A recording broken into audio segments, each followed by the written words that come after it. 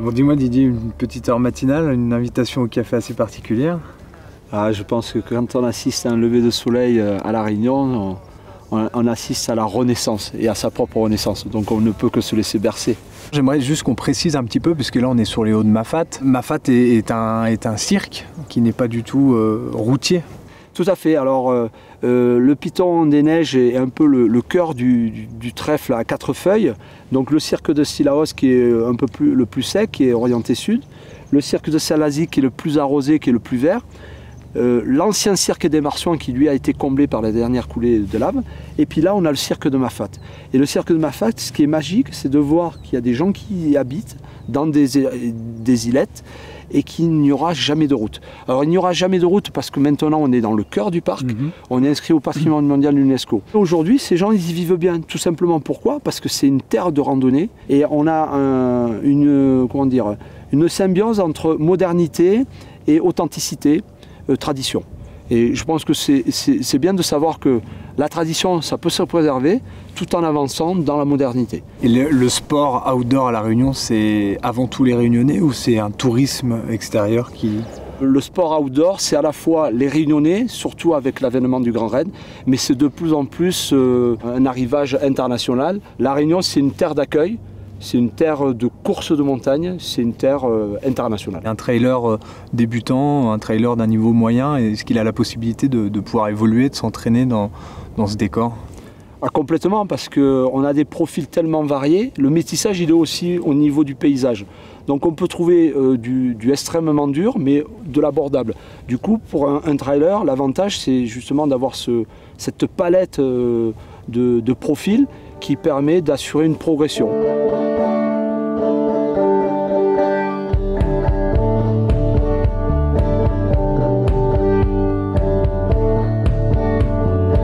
C'est une île très jeune, comme je l'ai dit tout à l'heure. Elle a émergé il y a 3 millions d'années. 3 millions d'années au regard du Big Bang qui a 15 milliards d'années, c'est complètement récent.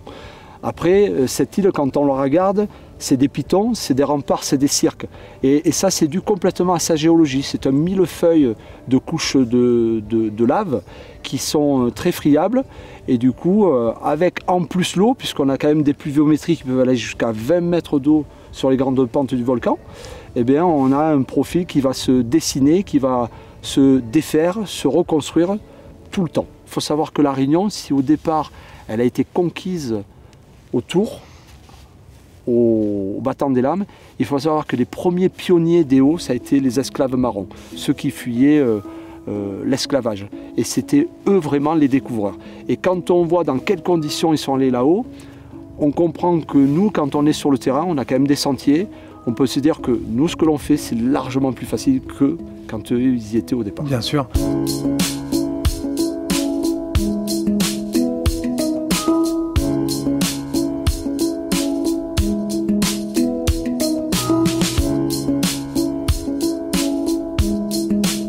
La Réunion est vraiment une terre de trail, quoi. Il y a une passion je pense, qui est unique ici autour du trail. Tout le monde connaît le trail, tout le monde connaît le Grand Raid à La Réunion.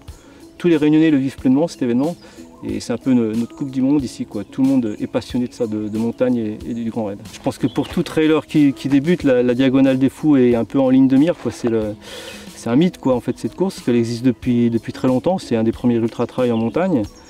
On en est à la 25e édition, je crois, et donc la Diagonale des Fous, pour un métropolitain, c'est unique dans sa carrière de trailer, je pense, quoi.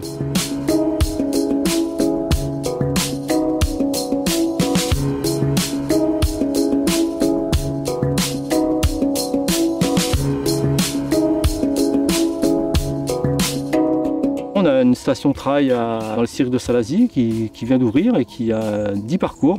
Parcours vert à rouge et noir en fait, quoi. Donc si on a des difficultés, et on peut établir des chronos dessus, quoi. Les vacanciers peuvent très bien pratiquer le trail toute l'année. On a juste la période cyclonique où évidemment quand il y a les cyclones on ne sort pas en montagne, mais on a 3 cirques, on a le volcan, enfin, c'est une montagne dans l'océan, donc on peut pratiquer le trail toute l'année.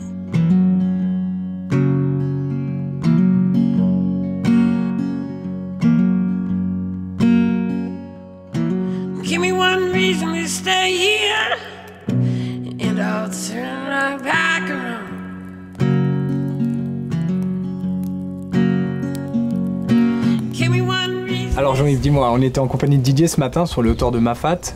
Il paraît que la redescente du Maïdo se fait pas sans un arrêt chez toi. Est-ce que tu peux nous parler un petit peu de ton activité? Ben là, mon travail consiste à expliquer, à donner des petites informations sur la distillation, comment on fabrique les huiles essentielles, à quoi ça sert le géranium ou autres huiles essentielles qui suivent comme cryptomeria ou autre essence. Alors je crois que c'est une histoire familiale puisqu'il y avait ton grand-père, il y avait ton père et maintenant c'est toi accompagné de ton frère sur cette activité. Quand on est plus petit, on était dans les champs de géranium, moi j'ai toujours fait ça. Hein. Nos parents nous disaient, bon ben, quand je faisais blesser, une blessure, un petit bobo quelconque, une piqûre de moustique, on était enrhumé. Mais mon père disait, bon ben écoute mon enfant, là, on n'aura pas les moyens d'avoir les médicaments, mais on va vous soigner avec l'essence de géranium. Pour une piqûre de moustique, ben, il nous mettait un petit peu de géranium dessus, on ne cherchait pas à les mélanger parce que c'était pas évident.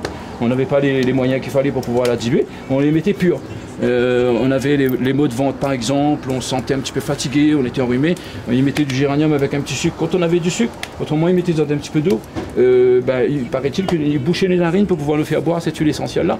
Et ben dans les jours qui venaient, on se sentait mieux. D'accord. Et ben voilà, depuis jusqu'à maintenant, ben, je conseille à mes enfants et puis ben, je transmets aussi aux gens qui désirent avoir des informations là-dessus, sur des huiles essentielles et tout. Ben, on apprend aussi tous les jours après. Donc il y a de réels bénéfices sur le corps. Une nouvelle forme aussi de tourisme, c'est le tourisme sportif avec lequel Didier travaille, notamment au niveau des randonneurs et des trailers. Chez les sportifs, les jeunes et tout, ils disent bah, écoute Jean-Yves, donne-moi le cryptomeria parce que ma passe dessus, ça m'a soulagé. Le cryptomeria, une action sur les muscles, beaucoup, sur les articulations. Voilà, sur les crampes, les articulations, une entorse, le mal au dos, comme on dit chez nous, le mal au rein. Alors donc, par contre, dès certaines parties du corps, on peut la mettre pure si on a une petite douleur, une migraine par exemple. On met un petit peu au niveau des doigts et on met au niveau des tempes. Hein, ou sinon, ben, ensuite, si on a vraiment, pour un sportif par exemple, les courbatures ou les crampes ou autres, il mélange avec l'huile d'amande douce, 2 ou 3 gouttes d'huile essentielle de cryptomeria, un petit peu d'huile d'amande douce, et là il masse les parties. Et puis quand on met avec une huile, ça sent un petit peu moins fort et c'est plus facile à étaler sur le corps. Je vais revenir sur Didier rapidement parce qu'il y a une amitié finalement qui s'est un petit peu construite. Pour moi, en tant que guide, en tant qu'humain, c'est important de pouvoir mettre en contact les gens, que ce soit d'ici ou d'ailleurs, et de leur faire vivre de l'émotion. Et je crois que ça, c'est primordial. Et c'est pour ça qu'une amitié s'est liée, parce que c'est quelqu'un de simple. Et les gens simples sont des gens authentiques. Give me one reason to stay here, and I'll turn right back around. Alors Jean-Yves, on parle d'un travail artisanal. Est-ce que tu peux nous expliquer le procédé avec ton alambic pour obtenir de l'huile essentielle? Oui, avec plaisir. Ben, le procédé, c'est un entraînement à la vapeur. Alors, ce qui fait que quand on dit à la vapeur, donc dans cette cuve-là, on va mettre environ 150 litres d'eau. L'eau va commencer à bouillir. Quand l'eau commence à monter en vapeur, on met le géranium. On met une certaine quantité. On est carrément dans la cuve. On l'étasse au fur et à mesure, jusqu'à temps qu'on a mis les 300 kg. Ensuite, on a le col de cygne. Pareil, hein, là où il y a l'étanchéité à faire, ben, c'est tout simplement un morceau de chambre-air hein, qui évite les fuites de vapeur. Maintenant, les vapeurs, elles vont monter, passer au col de cygne. Et ici, là, c'est le refret géant. Et pour avoir de l'huile essentielle pure, il faut cet appareil qu'on appelle l'essancier ou le vase florentin. Et là, ça va permettre de séparer l'huile et l'eau. Comme l'huile arrive dans l'eau, la bouteille étant sans fond, l'huile est plus légère, l'huile flotte. Okay. Et au fur et à mesure par ici, on a la sortie d'eau florale qui est plus bas, ce qui permet de faire sortir l'eau parfumée, ou la petite eau. D'accord. Hein. Alors pour 300 kg de géranium dans l'alambic, on génère combien de millilitres? C'est vrai que c'est un rendement très très pauvre. Pour 300 kg de géranium, on arrive à sortir à peu près 400 grammes, 300 grammes, des fois 500 grammes d'essence. Ici, bon, ben, l'altitude ne permet pas d'avoir une richesse en rendement, mais c'est vrai que la qualité de cette huile essentielle, ben, franchement, elle est à 100% pure. I remember when I lost my mind. There was something so pleasant about that place.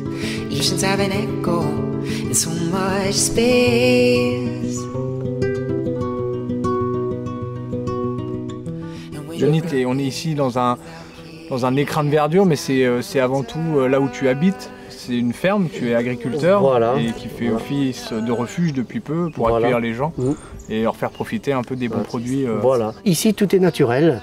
Pas de produits phytosanitaires, pas d'engrais chimiques, pas de... Voilà. On va planter de l'ananas parce que l'ananas est adapté, on est à 570 mètres d'altitude, mais le climat est froid et sec. Et donc tout ce qui est planté ici, c'est tout ce qui dépend du climat. Et le but de ton exploitation agricole, c'est d'aller vers un refuge, c'est d'accueillir donc des gens qui font forcément du trail et de leur proposer un petit peu l'ensemble des produits qui poussent autour de cette ferme. Est-ce que tu peux nous parler un petit peu des produits qui poussent ici, qui sont vraiment 100% naturels? Les produits qui sont 100% naturels, bien sûr, c'est l'ananas. Souvent on dit le Victoria, celui-là est encore plus petit que le Victoria. Et plus juteux que le Victoria encore, meilleur que le Victoria. Et donc j'ai aussi du Victoria, mais celui-là on le voit disparition. Pourquoi? Parce que le client, il veut du bio, il veut du naturel, mais il veut du joli, du gros. Mais ça, c'est pas assez gros. Donc voilà. Moi, ce qui m'intéresse, c'est pas la production. C'est avoir un petit peu de ci, un petit peu de ça. Ah, ça en voie de disparition. Ah, ça m'intéresse. Ramène s'il te plaît. C'est voilà, c'est faire un jardin, c'est un jardin botanique. C'est de sauvegarder de ce que nous on avait et qui est en train de disparaître à vitesse grand V.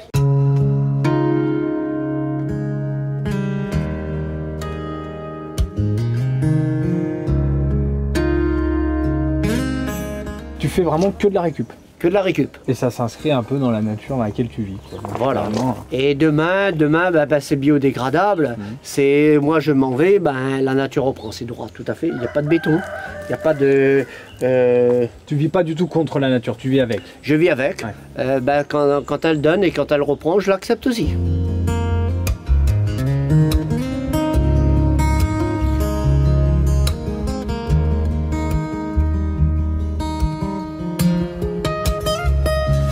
Notre histoire ne fait pas partie de l'Académie française enseignée dans les écoles. On va nous raconter, au petit Indien qui est métissé, les ancêtres les Gaulois. C'est super, c'est génial, mais il connaît pas son histoire. Ce qui me chagrine, c'est que notre culture, l'Académie française, j'aimerais bien qu'elle enseigne aussi notre culture. Bien sûr. Et notre parler réunionnais, si on ne le met pas à l'écrit maintenant, il y a des discordances, il y a des gens qui ne sont pas d'accord sur certaines façons d'écrire et d'autres. Mais oui, mais si on n'arrête pas de se battre et on détermine une écriture, dans 50 ans, on n'existera plus. Donc Johnny, tu es un fervent protecteur de ta culture, de tes traditions et c'est très bien, il faut continuer à protéger tout ça.